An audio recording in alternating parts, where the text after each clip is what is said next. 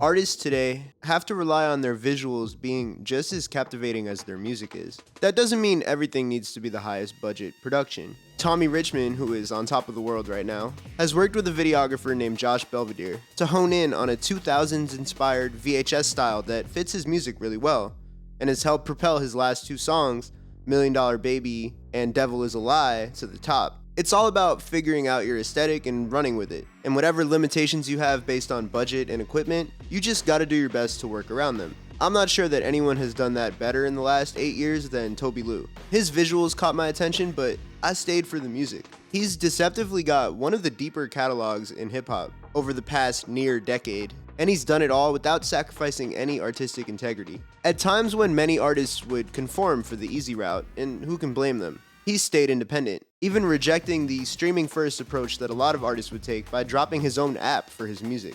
And if an app isn't ambitious enough, he started his own shoe brand. But before all this, Tobi Adeyemi was born in Lagos, Nigeria in 1988, and his family moved to the south side of Chicago when he was 1 or 2 years old. He's the oldest of 3, and he has 2 younger sisters, Tomi and Toni. While Tobi would probably be the most famous person in a lot of families, his sister Tomi is the author of the very popular young adult novel series The Children of Blood and Bone, which had its first book debut at the top of the New York Times bestseller list and got her a spot on Forbes' 30 Under 30 list as well. The Adeyemi household has one of the most talented Thanksgiving tables on earth. Tobi's first love growing up was sports, and he was good enough at baseball that he played at the collegiate level, first for SUNY Albany in upstate New York and then for Florida A&M in Tallahassee. His last year at Florida A&M, he killed it. He hit for a 378 average over 57 games. For those who aren't into sports, as a baseball fan, I can tell you that if you're hitting over 300, you're killing it at whatever level you're at. It was the highest batting average for anybody on the FAMU team that year,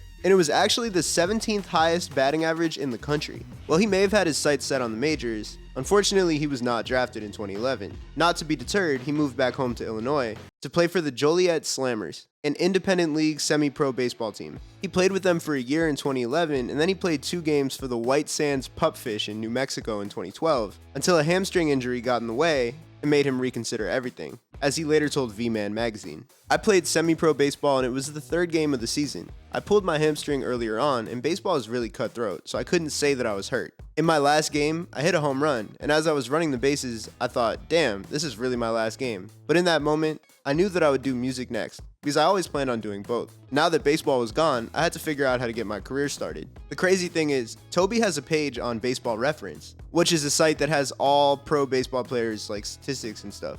It's like the digital back of a baseball card. And that home run is right there in his stats, so it's immortalized forever. It's a very important home run for us as music fans. So with music now his main priority, he spent about 2 years grinding in the Chicago music scene. This would seem like a pretty good time to be an artist in Chicago. Chance the Rapper would release his massive mixtape Acid Rap in 2013, which featured a bunch of other Chicago rappers who would go on to have great careers, including Saba, Vic Mensa, and No Name. But there are countless other artists in Chicago who must have felt overlooked, Toby included. So in 2014, he decided to pack things up and try the artist thing for real in Los Angeles. That year, he ended up being a feature on a pretty buzzing blog-era rap song, Tunji Ige's Day to Day. But you wouldn't know it by looking at the song, because he was rapping under a different name. He was called Wunda. When you hear the voice though, you can tell it's Toby. That song would help get Tunji a deal with Atlantic Records. He dropped a remix of the song with Michael Christmas and I Love McConan instead of Toby. And he ended up working on the Khalid song Location, which is kinda random. So while things took off for Tunji in the moment, it would take Toby a few more years of grinding. As Wunda, Toby was going through the motions of an artist trying to find his footing in the music industry. He said he moved to LA initially to write for other people, but he was clearly developing and working on his own sound as well. He spent time on the website Kanye Talk, which was later renamed Kanye Live, which again was renamed Kanye to the, or KTT. KTT was a music forum that, despite being named after Kanye, was a place for fans of hip-hop or music in general to log on and talk shit about music. It was also a place where a lot of like-minded creative people could make friends on the internet or even collaborators. I know I personally met my first manager through KTT, but more famously, Brockhampton also formed on KTT. And we can go back and see Toby promoting his work on there as Wunda as well. Here's a thread from 2012 for his song called Renegade, which has a video directed by Glassface, who he first met on Kanye Live, and would go on to be one of the most important collaborators in the Toby Lou cinematic universe. It's awesome to see how much the two have grown together looking back at this early work. The song is pretty good, but it doesn't have that trademark Toby Lou flair yet. There aren't too many posts left from him on the original KTT, but there's also a thread advertising a rap remix he did of Frank Ocean's Thinking About You, which was met with lukewarm reviews from the other posters. But I can tell you personally that that's not a crowd that's particularly easy to win over on KTT. There is a new site up now called KTT2 that carries the spirit of the original site because the owner of KTT sold it to another company who kind of did some questionable things to it. But Toby has actually hopped on KTT2 as himself and posted, which is pretty cool. Alright, back to the past. So in February 2015, he released a song as Wanda called Your Baby that he took down at some point, but we have re-uploads of it on the internet, and there's also still this Complex post that premiered it when it came out. It's poppy, it's a little sing-songy, and it's a lot closer to the Toby Lou sound than the Renegade song from 2012. He told Complex about the song, "I came to the realization that no matter who you were with at the current moment in your life, it's always somebody else's baby. Even if you're in a committed relationship of some sorts, there's still always someone else out there who thinks of the person you're with as their baby. So between that and the fact that rappers are always trying to point out that they fuck someone's bitch, I thought, hey, in reality, everybody is fucking someone's bitch. Bitch feels kind of harsh though, so baby it is." You can see the trademark Toby Lou sense of humor kind of starting to peek out, even back then. And then there are lines such as, like Luda, How I Roll Out, that show his penchant for comparisons and similes and references, especially, that will really stick around after the Toby Lou rebrand. When you get songs like Solange or like My Mom, or you get it. By September, just a few months after that Wanda single, he began the Toby Lou era with the song Pretty Please. He got another premiere on Pigeons and Planes, which is now owned by Complex, so they're on the same website. And it doesn't acknowledge the fact that Toby Lou was the same guy as Wanda. The video game inspired synths and the pitched up ad-libs signify the move into the Toby Lou sound. He tweeted some things a couple days ago, actually, that gives some context into this change period for him in his artist persona. He said he missed his friend Goodnight Mish, who is a videographer who's worked on some Toby stuff. And then he said, "When we first met, I would play her songs I was making as I was transitioning from Wanda to Toby Lou, and she would be looking like, this is the worst shit I've ever heard, lol. But that's low-key the same shit my sisters would do at times too. So I just kept cooking and waiting until I played them something that made them hit that Jay-Z nod. That's when I knew I was onto something." It's funny seeing how short the time period between the Wanda drops and the Toby Lou drops were. This period of experimentation for him might have felt like a lifetime, but it looks like he figured out at least the first step pretty quickly. He would build on the song Pretty Please just a couple months later with Game Over, which was many people's introduction to Toby. Just like Pretty Please, it has these video game inspired synths, and in this case it's actually a direct sample of the Game Over sound from the game Super Mario World. And he throws in those chiptuned ad-libs too. Singing about love and heartbreak with a certain charisma and kind of like a pep in his step. This song is a great place to start if you want to understand the world of Toby Lou. The video had him wandering around Family Arcade, which is an arcade in Los Angeles that's also the same one that Kid Cudi goes to in the Day and Night video. And Toby even has a lyric about that later in his career. Toby has mentioned Cudi as an influence for him, and it makes sense given that he's another kid from the Midwest who wears their heart on their sleeve. They make hip-hop, but they're not afraid to do it in a sad or emotional way, and while that might seem totally normal in 2024, in 2009 and 2010 it was pretty revolutionary when Kid Cudi was doing it, and even at the time that Toby was doing it, it was an expanding world. It wasn't fully built out yet. He specifically mentioned Cudi when he talked about building out his sound, which he calls happy and extra sad, in an interview with Lyrical Lemonade. That's what I would use to describe it. We have heard a lot of the happy and some sad stuff over happy sounding beats, but I feel like the extra sad stuff is what fully makes an artist to me. Like how Kid Cudi or Frank Ocean did it, you can listen to them when you're down in the dumps sometimes. Songs that are relatable and can speak to whatever you're going through. Game Over is a great example of this. The synths are warm and maybe video game sounds automatically unlock this like happy childhood nostalgic feeling in you, but the song's kind of sad at the root of it, right?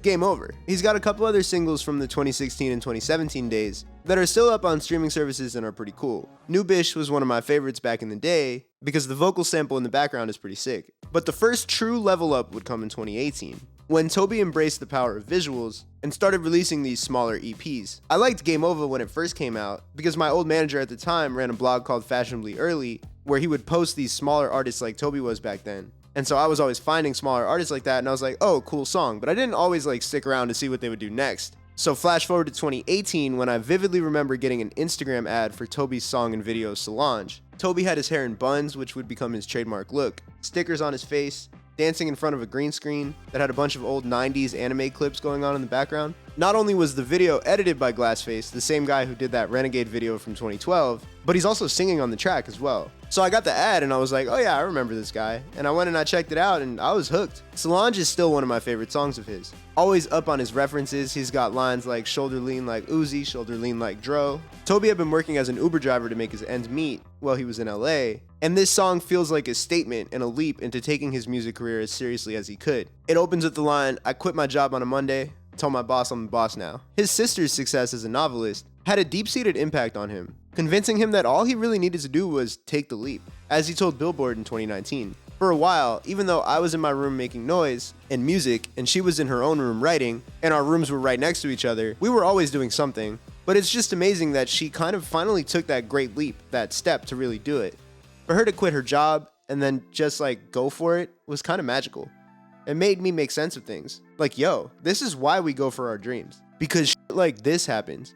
You never hear about it happening to anyone who you know, really. But when it happens to your own flesh and blood, it validates all the things you've been thinking about the last year. Solange is track 1 on a 3-track EP called Toby Lou and the Moon. The other 2 tracks, Lunar and Sailor, also build off that synth-based sound and have music videos set on green screens, showing that he was down to make whatever he could out of the limited resources that he had. Forever one to give hints towards what's coming next, all 3 of the music videos have short little clips that tease the next song and video he was dropping, Troop with Smino. The music video for Troop is inspired by the circle scenes from that 70s show, where the characters sat around a couch, and it was heavily hinted at that they were getting high as f. In the Toby video, the circle consists of him, a cartoon version of him, the Kanye bear, a tiny green-screened Smino, and a couple girls. He told Lyrical Lemonade about how he got the idea for the video. I was just high on the couch, and I woke up and the smoke scene from that 70s show was on, and how the camera was going around, and I said to myself, yo, this would be dope for a music video with all cartoon characters sitting around the table.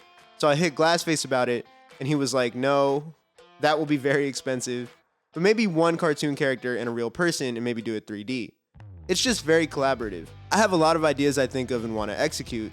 I will pitch them, and if he's interested, we'll find a way to shoot it. Toby's grassroots approach to music videos had a deep impact on me as I was just starting my career. You can see in my 2018 video, I went in front of a green screen because I couldn't go to Tokyo. Definitely inspired by the Solange video. Even today, my video approach is pretty similar. I have a song called Tricky, inspired by the video game SSX Tricky, and I asked my friend Alex, who runs a video company called Dumb Days, yo, can you make an actual video game instead of a music video? And somehow he really did, which is pretty crazy. The song comes out at midnight if you're watching this video the day that it comes out, but I put the unlisted video link in the description a little bit early as a thank you for you guys who are paying attention. Not just for you guys who are watching, but also to Toby, who taught me a lot about what it really means to make cool visual art. With the main point being, when there's a will to make a video, there's a way. But first, if you like videos like this about music, I drop a video every week, and if you want to see them early, go to my Instagram, HADJI Gaviota, throw me a follow, and join my broadcast channel. I post all the links in there one day early for free.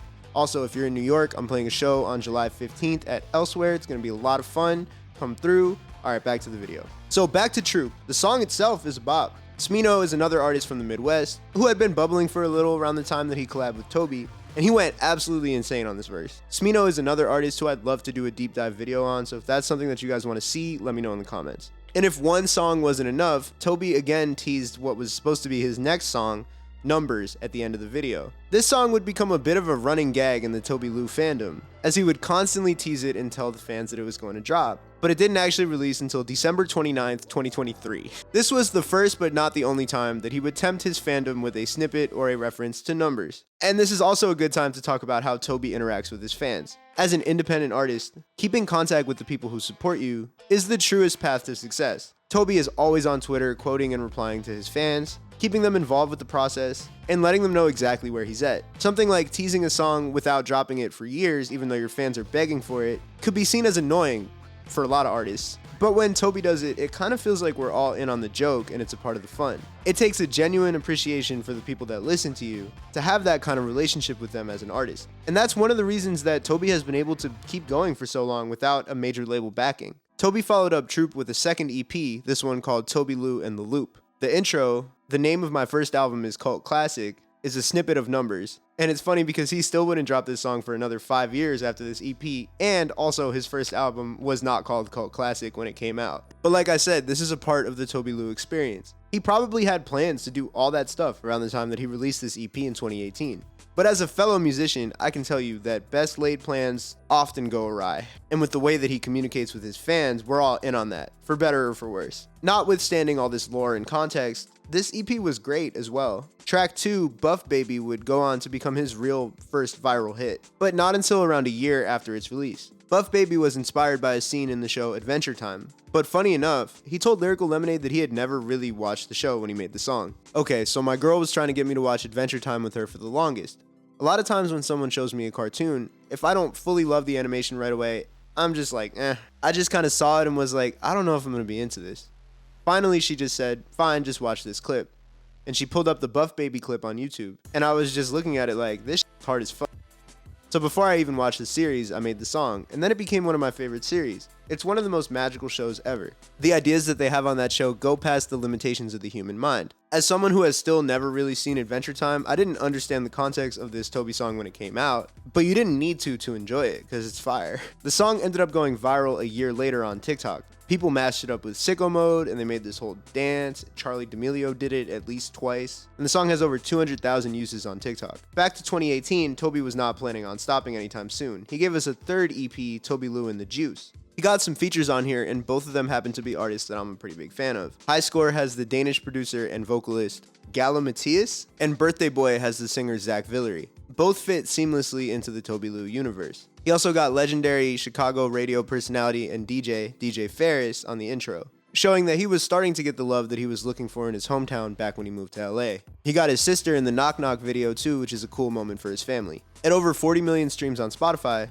the EP also has one of his most popular songs, Just Keep Going. The song is a banger, so it's no wonder, with its loud 808s and catchy flows. The video is also another awesome animated one. His animated character hanging out with a seahorse kind of reminds me of an episode of BoJack Horseman. Not one to take breaks, even after dropping 3 EPs and a loose single in 2018, he gave us one more called Orange, which is more stripped back. And then he opened 2019 with the sweet one, Like My Mom, which is, for his mom. His big return came with the single and video for the song Waterboy in June 2019. This video with the swim team and the water guns and the empty pool as a set, it felt like his highest budget video yet, something he took a lot of pride in when he spoke with Billboard. I wanted to make music always, but there's nothing more magical than when you pair something with music and you get it right. Whether it's just watching a movie and a scene comes on and what's happening in the scene is great and the score is great, it could be Disney on Ice.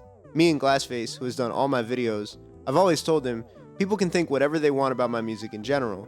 Like they can say, oh, he can't do this, or he sounds like this, or I hate this, but you can't say much about my visuals. Glassface didn't do the Waterboy video, but I think the message still stands. Referencing Disney on Ice was a bit of a precursor since all of this was leading up to his first album in 2019, Live on Ice. Waterboy felt like the first single, although technically Like My Mom came out first and it's on the album, and there's also a reprise of the song Orange on there as well. Before the album came out, he gave us My Party, which is a kinda upbeat but not that upbeat song about partying. When the album dropped in August, we got 21 tracks and an hour and 17 minutes of quintessential Toby Lou. One of his most popular songs to this day, I Was Sad Last Night, I'm Okay Now, is track 3, and that title in itself kind of feels like an approximation of Toby Lou's discography.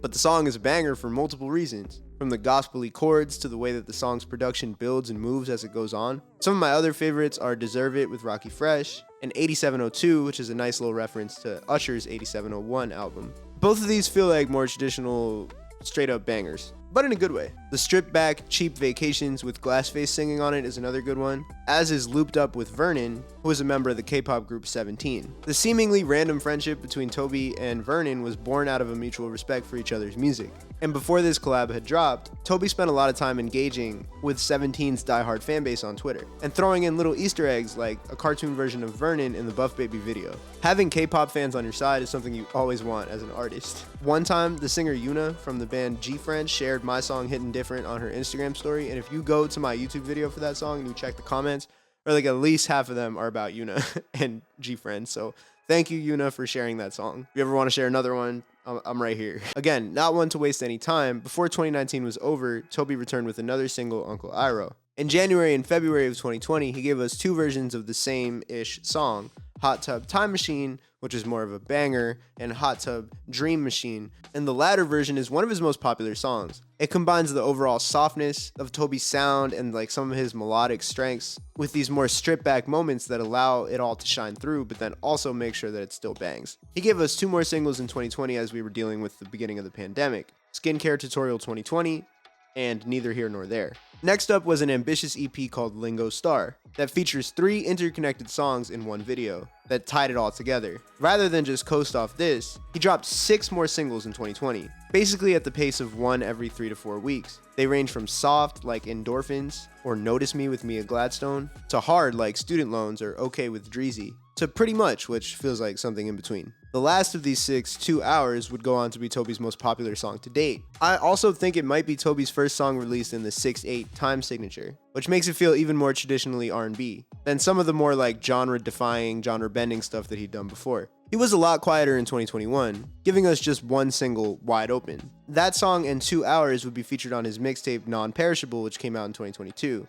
He had been hinting at an album called Perish Blue, but much like his first hinted album called Classic, we never really got that one, but we did get a mixtape. When he released it, he called it a trial period, and he said he was going to take it down after a week, and he told people to go buy the digital version off his website or to buy it on iTunes. He even put a countdown up for the album's destruction and all that. He told people if it trended or charted that he would drop numbers later that year, which was a lie. But once enough people bought the album that it made it onto the iTunes charts, he had a change of heart and left the album up. Or that was probably the plan the whole time. I mean, who knows? The album is called Non-Perishable after all. The whole point is that it doesn't expire, right?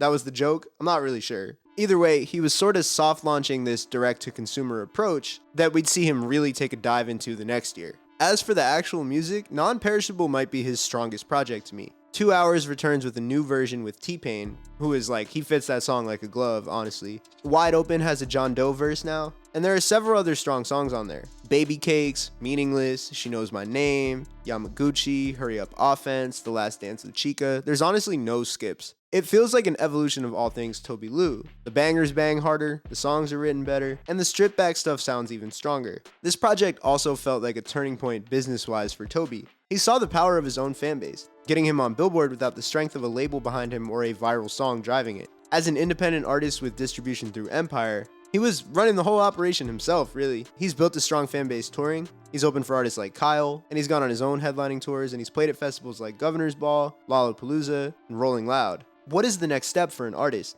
Do you eventually partner up with a label and see if you can expand? In my video on Gene Dawson, we saw an artist who rode the independent thing up to a certain point, and now he's saying he probably wants to try things with a label. Other artists like Daniel Caesar have taken a similar path. But rather than conform and go for that, Toby Lou has doubled down on independence. The first way he capitalized was by launching his own app, the Toby Loop app. The app functions just like an Apple Music or a Spotify, but it only has Toby Lou's music on it. Some of the stuff is free, and then some of the stuff you can pay for. In March 2023, he released a whole project called Baggy Weather, but he put shorter versions of the songs on streaming services. They're not like snippets, but they're edited to make sense in a shorter form. And then he encouraged people to go buy the full thing on his app. The version on streaming services even has a PSA called Download the Toby Loop app, telling people who might not know better on Spotify to go to the app. Why would an artist want to move away from streaming services? This has been talked about a lot, but streaming services pay like dirt. That's the obvious reason. Thanks to the streaming model, the music itself has been devalued compared to the times when someone might actually go to the store and buy a CD. Just for information's sake, it takes about 420 streams on Spotify to get $1.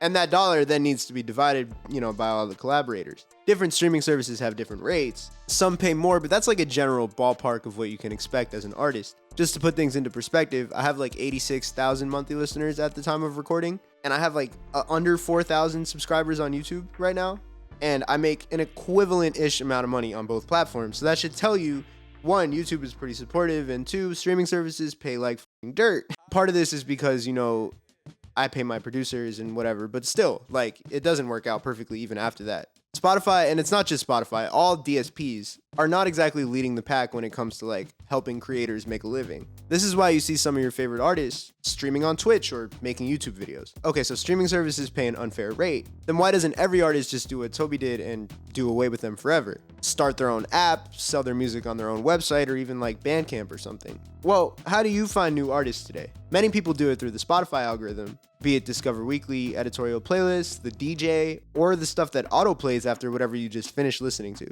Closing yourself off completely to one of the most popular forms of music discovery does not seem like a wise financial business decision. Some might say, well, I find my new artists on TikTok or on Instagram Reels. Do you really think you'd go and buy a song after finding it on a Reel or a TikTok? Maybe if you loved it, but that seems like a rather extreme case. And I don't think you'd be able to fully pay your bills as an artist unless you just drop bangers on the Reels every day. Also, at the end of the day, you're jumping out of the frying pan and into the fire and relying on a different algorithm instead of the Spotify one. Ask a professional content creator how they feel about the TikTok or the Instagram Reels algorithms, and make sure you set aside at least 30 minutes for them to talk your ear off complaining about it. The only way you can pull off having fans who will pay for your music in 2024 is by having an extremely tight-knit and supportive cult fan base. And Toby, to his credit, absolutely does have that. The Toby Lou app works for him, and that's why we see artists like Mach-Hommy or even Nipsey Hussle who are able to sell their albums to their fans because their fans really care about them and that product.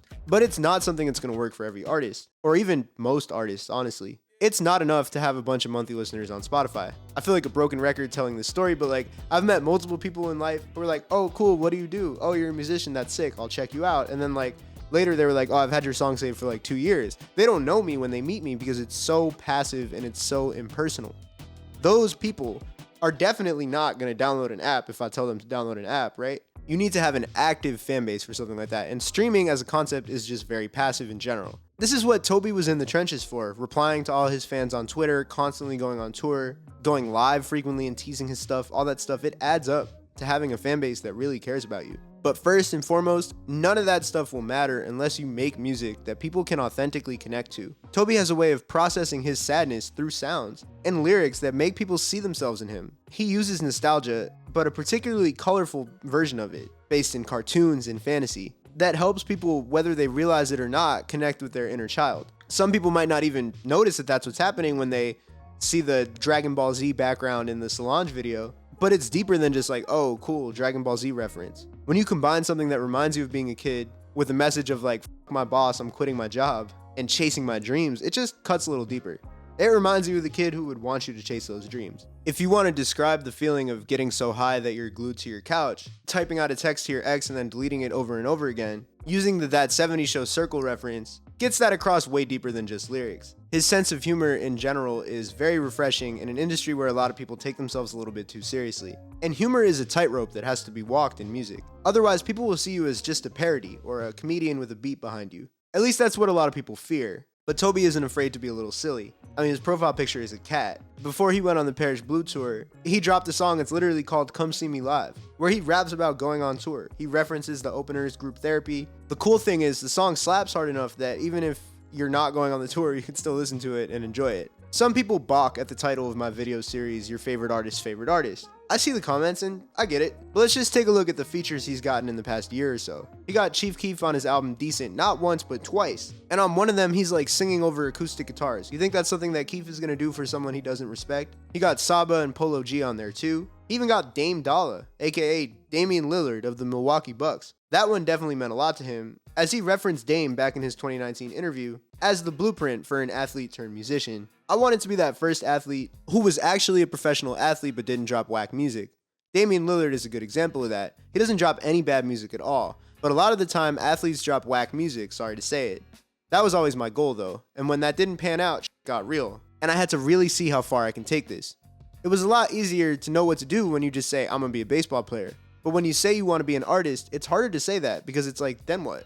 There's no blueprint. Toby may have been scared of the lack of blueprint in the past or earlier in his career, but he has fully embraced that at this point. Not many artist blueprints would tell him to make his own app and stop prioritizing growth on streaming services. And I can't think of any blueprints that would tell him to start his own shoe brand, Ferrata. In 2023, Toby dropped the pre-order for his first shoe, along with a jersey that I wish I copped in the moment, but I was kind of broke. Toby, if you see this, restock the jerseys, please. Many artists will do shoe collabs with one of the big shoe companies once they hit a certain size. It's not just Kanye West with Nike and Adidas or Drake with Nike. It's also relatively smaller artists like Amine and Action Bronson with New Balance. Those guys are huge artists, I just mean compared to like Drake and Kanye, you know? But to start your own shoe brand from scratch, that's a different kind of self-starter approach. But that's something that only an artist with strong and consistent branding could pull off. Sometimes I feel like as a society, when we talk about artist branding, it comes off a little bit like corporate and soulless, as if the whole point of expressing yourself is to neatly package it up and sell it. Toby is a branding expert, but it's not just for the sake of selling stuff.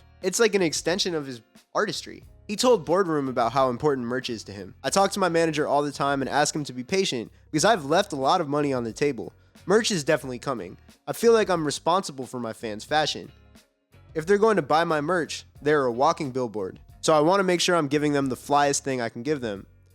I want to do merch as good as I do music. It feels like that cartoon guy is an extension of him, the same way that the graduation bear felt like an extension of Kanye. Until, he grew out of that phase. He does videos like this one where he's breaking down all the different samples of the Buff Baby plushie. And it really shows how much he cares about the stuff that he creates and sells. That's because it genuinely is an extension of Toby Lou. Balancing the satisfaction of your core fan base with the constant and unfortunately necessary work of expanding and growing as an artist is delicate. Toby has a lot on his plate. Sometimes on Twitter you can catch him being brutally honest about it. But that's also why the people who know him love him so much. He really lets people in on the process, the good or the bad. And whether anyone realizes it or not, the way he managed to always have the perfect visuals for his songs despite not having a label budget has been super influential on artists who have blown up in the short form media, TikTok, Instagram era, where for a lot of artists, the first time that you hear them is also the first time that you see them. So from the rip, from 0 listeners, you're expected to now be able to present yourself visually. Toby has over a decade of world building that we can look at and be inspired by. His career is a reminder that while it's not always the easiest thing to do things your way, it is possible. Just keep going.